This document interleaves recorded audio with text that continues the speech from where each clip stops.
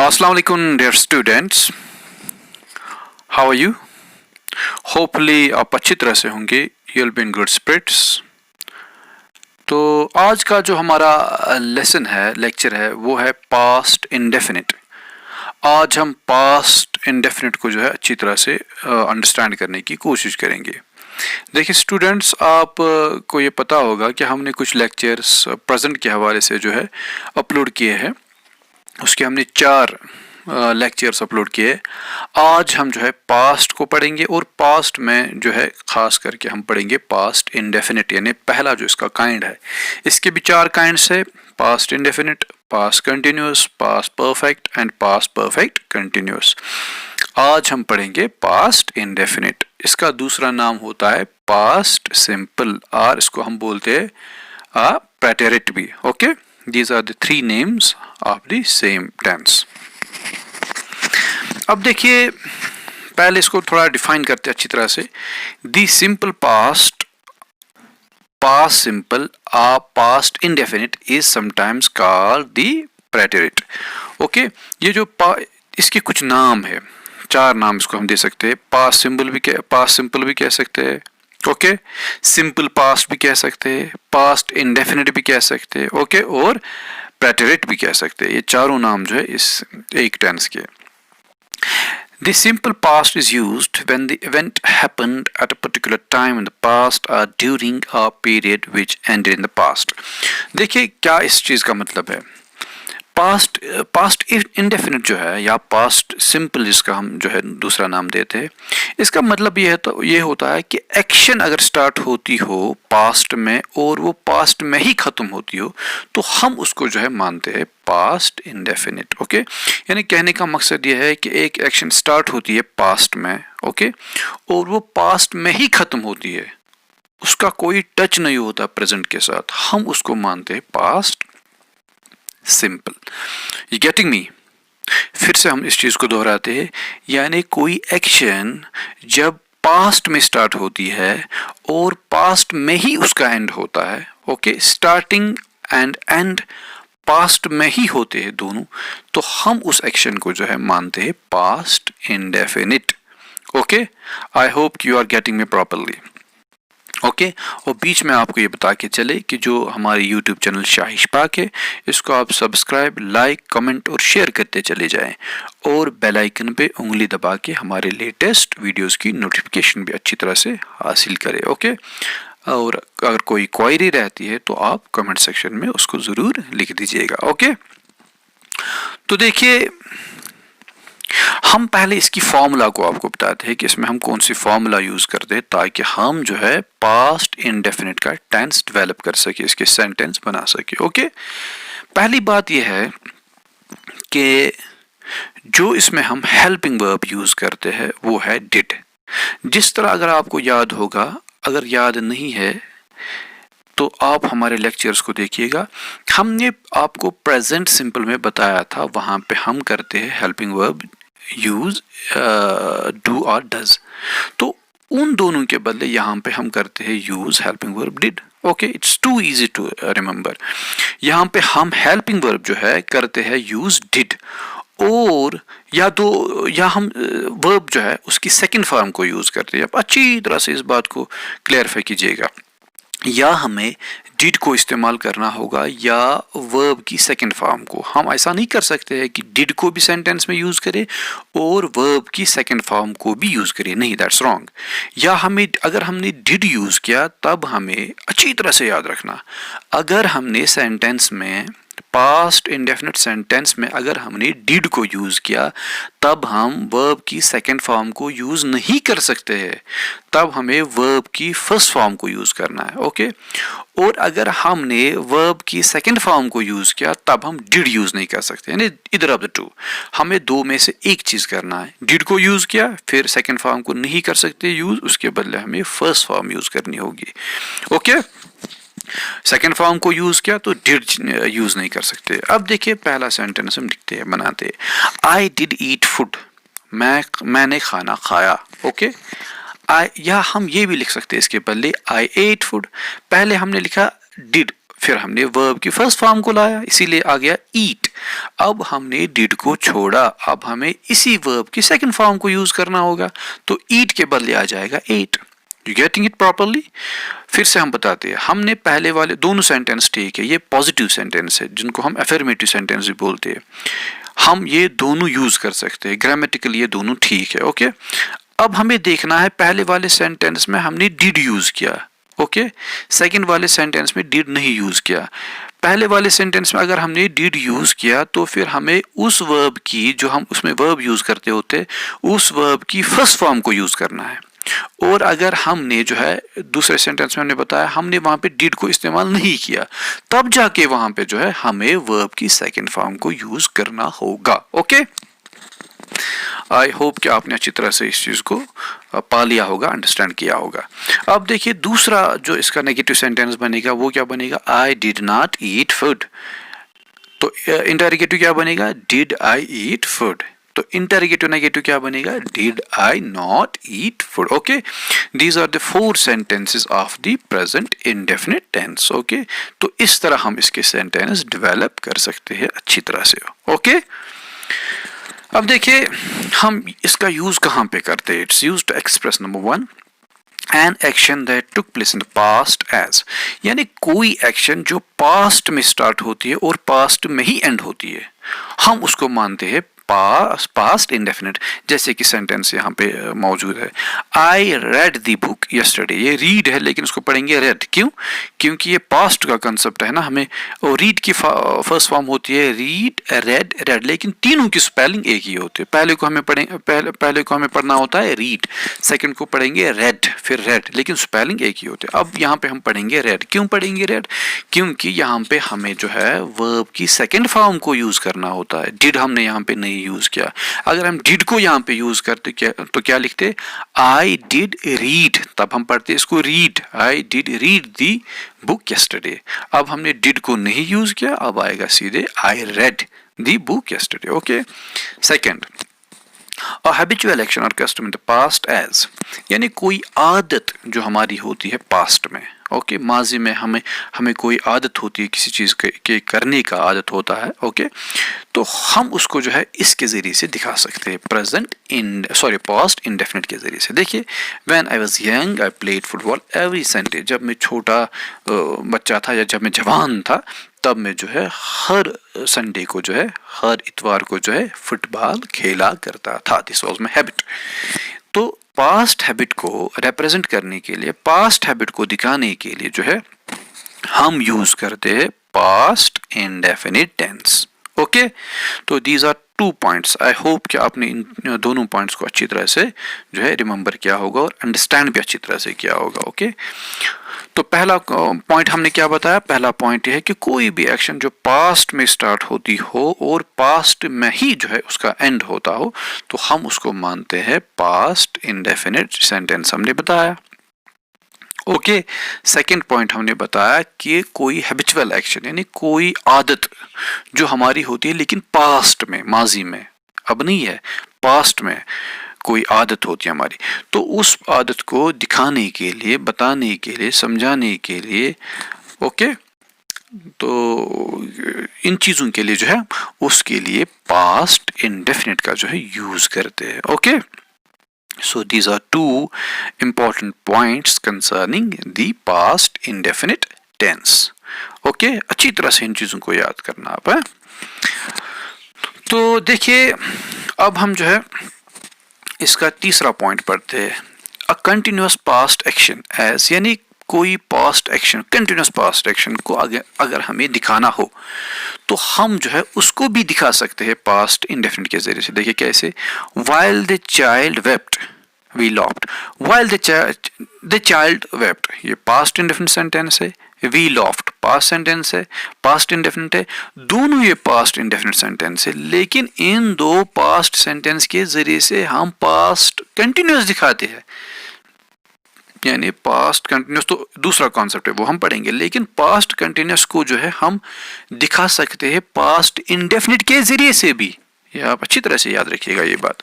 While the child wept, that means while the child was weeping actually. Okay, wept का माने यहाँ पे है वॉज वीपिंग, लाफ्ड का माने यहाँ पे वर लाफिंग। ओके, तो पास्ट कंटिन्यूअस टेंस जो है उसको हम दिखा सकते हैं पास्ट इंडेफिनिट के जरिए से, यानी दो पास्ट एक्शन, यानी कोई भी पास्ट एक्शन जो है, पास्ट कंटिन्यूअस एक्शन आप याद रखिएगा, अगर हो पास्ट कंटिन्यूअस एक्शन को हमें दिखाना हो तो हम उसको जो है पास्ट इंडेफिनिट टेंस के जरिए से भी दिखा सकते हैं।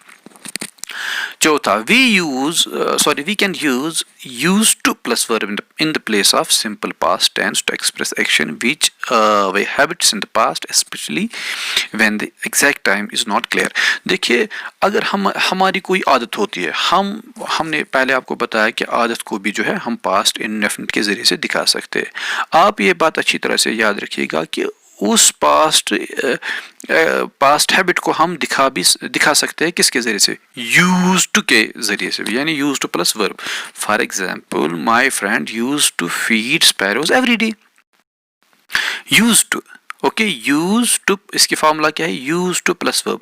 यानी पास्ट हैबिट को हम तीन तरीकों से दिखा सकते हैं। एक तरीका हमने पहले बताया था कि पास्ट इंडेफिनिट के जरिए से, दूसरा तरीका है कि use to plus verb, okay, तो तीसरा तरीका है वुड के जरिए से भी जो है हम दिखा सकते हैं। For example, my friend used to feed sparrows every day.